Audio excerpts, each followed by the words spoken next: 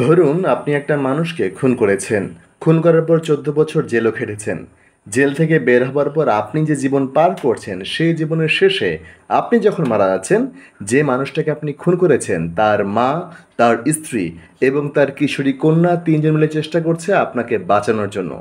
খুব একটা ironic সার্কেলময় cinema নয়? এমন সিনেমাই দেখিয়েছেন পরিচালক শিহাব শাহীন। চরকিতে মুক্তি পেয়েছে আফরান নিশোর নতুন সিনেমা 'দাগি'।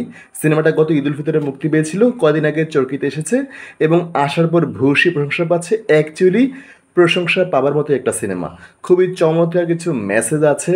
জেলখানা থেকে দাগ নিয়ে বের হওয়ার পর সেই দাগী মানুষটা সমাজের চোখে কিভাবে এখনও অপরাধী, যদিও আইনি তাকে সাজা দিয়ে দিয়েছে, কিন্তু সমাজের চোখে, পরিবারের চোখে, যাদের সে ক্ষতি করেছে তাদের চোখে সে তখন অপরাধী ছিল এবং সে অপরাধ থেকে মুক্ত হবার জন্য সে কী কী করতে পারে তারই একটা সুবৃহৎ জার্নি দেখানো হয়েছে এই সিনেমার মাধ্যমে।